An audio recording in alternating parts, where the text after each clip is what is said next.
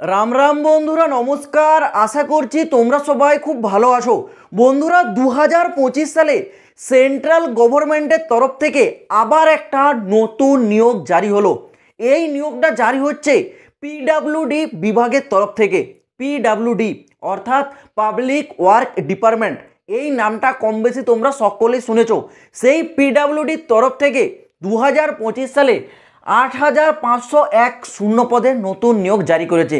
আর এটা সম্পূর্ণ কেন্দ্র সরকারের ডিপার্টমেন্ট, অর্থাৎ এখানে তোমরা যদি নিয়োগ হয়ে যাও, তোমরা একেবারে কেন্দ্র সরকারের আন্ডারে স্থায়ী পদে চাকরি করবে। এখানে আবেদন করার জন্য যদি তোমাদের কেবল উচ্চ মাধ্যমিক পাস যোগ্যতা থাকে তাহলেই আবেদন করতে পারবে। কেবল যারা উচ্চ মাধ্যমিক পাস করেছো, একটাই অনুরোধ, ভিডিওটা সম্পূর্ণ দেখো। কমপ্লিট ডিটেলস তোমাদের ক্লিয়ার করে দেবো, কারণ এই নিয়োগের ফর্ম আবেদনের ডেট অলরেডি আউট হয়ে গেছে। তো সম্পূর্ণ তথ্য একেবারে জলের মতো স্পষ্ট করে ক্লিয়ার করে বুঝিয়ে দেবো। যদি তোমরা পিডাব্লিউডি ডিপার্টমেন্ট অর্থাৎ কেন্দ্র সরকারের এই বিভাগে চাকরি করতে চাও তাহলে ভিডিওটা সম্পূর্ণ দেখো। তো দেখো বন্ধুরা, এখানে পিডাব্লিউডির তরফ থেকে 2025 সালে যে নিয়োগটা জারি করেছে, শূন্যপদ 8,501 টোটাল শূন্যপদ। এখানে তোমাদের আলাদা আলাদা দুই প্রকারের পোস্ট আছে।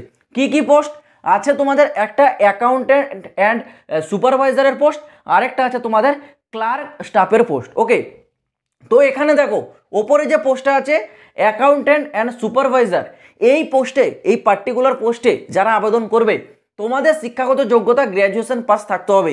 এবং এই পোস্টের জন্য যে স্যালারি সেটা হাই লেভেলের দেওয়া হবে, 70,000 টাকা। সমস্ত কিছু ডিয়ারনেস অ্যালাউন্সেস, এছাড়াও ট্রাভেল অ্যালাউন্সেস, সমস্ত কিছু যে অ্যালাউন্সেস সেগুলো যুক্ত হয়ে স্টার্টিং স্যালারি তোমাদের 70,000 টাকা হয়ে যাবে, যেহেতু এটা একটা হাই লেভেলের পোস্ট। এই পোস্টের যে শূন্যপদ সেটা আছে 4,001 শূন্যপদ আছে এই অ্যাকাউন্ট্যান্ট অ্যান্ড সুপারভাইজার পোস্টে। পরবর্তী যে post clerk staff, clerk staff পোস্টে যারা আবেদন করবে তোমাদের যে শিক্ষাগত যোগ্যতা সেটা কেবল 12 পাস।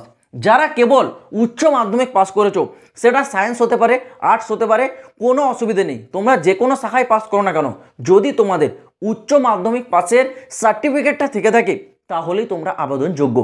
এখানে কি বলেছে দেখো, স্যালারি 40,000 টাকা। উচ্চ মাধ্যমিক পাস যোগ্যতাতেই প্রথম মাস থেকেই তোমরা স্যালারি পেয়ে যাচ্ছ 40,000 টাকা, সমস্ত কিছু অ্যালাউন্সেস যুক্ত হওয়ার পর। এবং এই পোস্টের জন্য শূন্যপদ 4,500টি শূন্যপদ।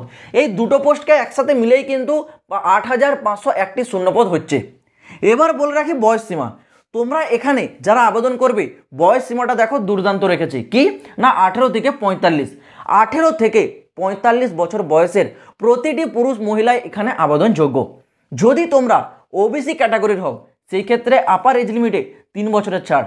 এসটি এসসি যদি হও তোমরা আপার এজ লিমিটে 5 বছরের ছাড় সেন্ট্রাল গভর্নমেন্টের রুল অনুসারে।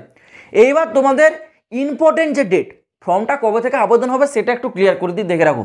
ফর্ম এর অনলাইনে আবেদন শুরু হচ্ছে আগামী 6 মে 2025 থেকে।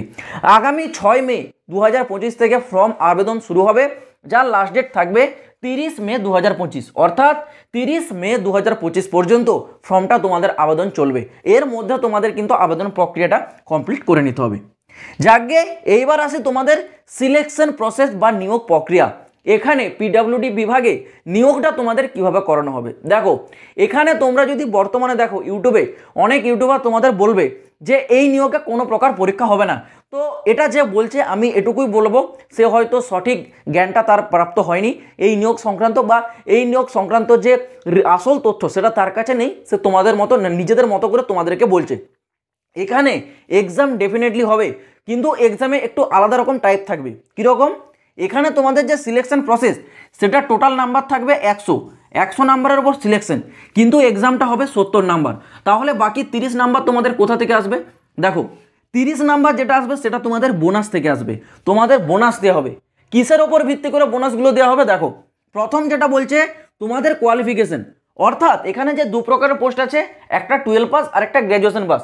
তো তোমরা যে পোস্টে আবেদন করবে তোমাদের যে কোয়ালিফিকেশন, যদি তোমরা ক্লার্কে আবেদন করো 12 পাস, তোমরা যদি অ্যাকাউন্ট্যান্ট বা সুপারভাইজার আবেদন করো গ্র্যাজুয়েশন পাস, তাহলে সেই কোয়ালিফিকেশনে তোমাদের যে পার্সেন্টেজ, তোমরা যে পাসটা করেছো সেখান থেকে যে নাম্বারটা পেয়েছো, সেই নাম্বারের ওপর তোমরা যত বেশি নাম্বার পাবে সেই অনুযায়ী একটা বোনাস দেওয়া হবে, যেটা ম্যাক্সিমাম 20 নাম্বার, মানে 20 মার্কস তোমাদের এখান থেকে কিন্তু বোনাস নাম্বার পেয়ে যাবে। তো যেভাবে পাস করেছো তার উপর ভিত্তি করে তোমাদের এখানে একটা বোনাস নাম্বার দেওয়া হবে।